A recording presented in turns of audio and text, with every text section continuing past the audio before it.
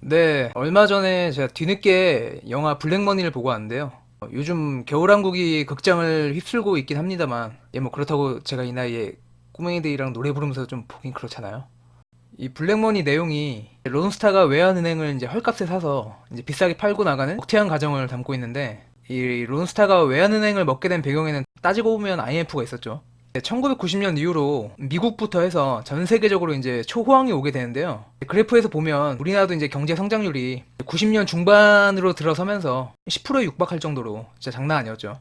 네, 이 당시에 경기가 얼마나 좋았냐면 대학만 나오면 뭐 거의 100% 취업에, 뭐 심지어는 고깃집 문 열어주는 알바생도 있었다고 할 정도로, 뭐 저도 당시에는 이제 꼬꼬마라 잘 모르겠지만 단군 일의 최대 호황이라고 불리던 시절이었다고 하더라고요. 보면 확실히 이제 사람들 표정이 밝죠. 그러다가 90년 중반 이후로 슬슬 이제 망조가 끼게 되는데요. 기업을 운영하려면 당연히 은행에서 돈을 빌려가지고 뭐 공장도 짓고 투자도 하고 뭐 그렇게 해야 되는데, 이제 문제는 당시에 은행에서 돈을 빌려도 너무 많이 빌렸어요. 이 당시에 30대 재벌 부채 비율을 보면 거의 부채 비율이 97년에는 500% 가까이 이제 육박하죠. 참고로 이게 평균이고요. 뭐 1000%, 2000% 되는 기업들도 뭐 수두룩했습니다. 그리고 당시에 우리나라는 외국에서 3주짜리 단기 외채를 끌어다 쓰고 있었는데요. 말 그대로 3주마다 연장을 해야 되는 대출인 거죠. 이 것들이 문제가 안 됐던 게, 이제 서두에 말씀드린 것처럼 전 세계적으로 이제 경기가 워낙 호황이고 그러다 보니까 일단 뭐 3주짜리 단기 외채는 계속 연장이 됐고, 소비가 워낙 잘 되니까 이제 기업의 부채도 이제 전혀 문제가 안 됐죠. 우리나라는 수출로 먹고 사는 나라라 전 세계 호황이니까 말 그대로 진짜 뭐 꿀 빨던 시절이었죠. 은행들도 기업 부채 걱정 없이 이제 계속 이것저것 사업 더 하라고 이제 계속 돈을 빌려줬던 거고요. 여튼 그러다가 이제 97년에 태국, 인도네시아부터 해가지고 이제 아시아가 이제 점점 맛이 가게 되는데요. 외국인 투자자들도 이제 슬슬 이제 한국도 정상이 아니라는 걸 좀 자각하기 시작하면서 한국에서 달러를 빼기 시작하죠. 달러는 기축 통화라고 해서 이제 전 세계적으로 이제 결제 기준이 되는 통화거든요. 예를 들어서 이제 우리나라 현대건설이 저기 이제 사우디 중동에 이제 건물을 지어줬다 치면은, 그러니까 그 대가로 이제 사우디 돈이 아니라 달러로 받게 되는 겁니다. 우리나라 같은 경우에는 특히나 달러가 중요한데요. 뭐 다른 건 다 차치하더라도 석유가 한 방울도 이제 안 나오는 나라라서 100% 석유를 수입해야 되거든요. 석유를 사려면 이제 무조건 달러가 필요하죠. 그런데 이제 외국인들이 자꾸 달러를 빼가니까 달러가 줄어들게 되잖아요. 석유 살 돈이 이제 점점 없어지게 되는 거예요. 석유 없으면 자동차도 못 타고 뭐 발전소 못 돌리니까 이제 전기도 못 쓰고, 진짜 말 그대로 이제 나라가 올스토 완전 개망하는 거죠. IMF 당시에 나라가 망했다 망했다 하는 게 다 이런 것 때문입니다. 외국인들 투자 이탈이 계속 되니까 환율도 미친 듯이 계속 급등을 하게 되는데요. 보시는 것처럼 1달러에 거의 한 800원대이던 환율이 이렇게 거의 2,000원까지 급등을 하게 되죠.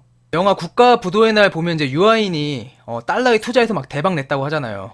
환율이 이제 이렇게 돼가지고 그래서 이제 대박이 난 겁니다. 은행들도 이제 뭔가 좀 잘못 돌아가고 있다는 걸 이제 자각하면서 기업도 이제 대출금 회수를 서두르게 되는데요. 뭐 경기 좋을 때는 막 갖다 쓰라고 이제 부추기더니만 지네도 위험하다 싶으니까 빨리 빌린 돈 내놔라 이거죠.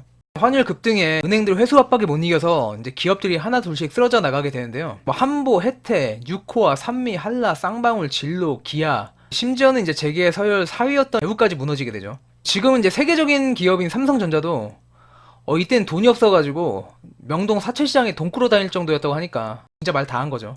은행이나 종합금융사들도 뭐 고려증권, 동아, 동남, 대동, 경기, 충청, 상업, 제일, 한일은행 하나둘씩 다 망하게 됩니다. 네, 어쨌든 이렇게 기업 은행들이 계속 망하면서 외국인 투자 이탈은 더 가속화되는데요. 우리나라 외환 보유고가 계속 줄어들게 되면서 97년 이제 12월에는 외환 보유액이 39억 달러, 4조 원까지 줄어들게 됩니다. 결국 97년 11월에 정부가 IMF 국제통화기금에 구제금융 공시 요청을 하게 되면서 그해 12월에 195억 달러 구제금융을 받아가지고 간신히 국가 부도 사태를 면하게 되죠. 이때 뭐 나라가 뭐 완전 맛이 갔던 게 97년 이제 11월까지 10%대도 이제 금리가, 물론 지금으로 따지면 엄청 높죠 이것도. 97년 12월에 23%, 그리고 이제 98년 1월에 25%까지 떠요. 은행에 100만 원 넣으면 이제 1년 후에 이자로 25만 원 준다는 거예요. 이게 말이 안 되잖아요. 주가 지수도 700, 800까지 이렇게 유지가 되던 게 이제 97년 중반 들어서면서부터 완전 개폭락을 하기 시작합니다. 98년 중반에는 뭐 200대까지 떨어져요.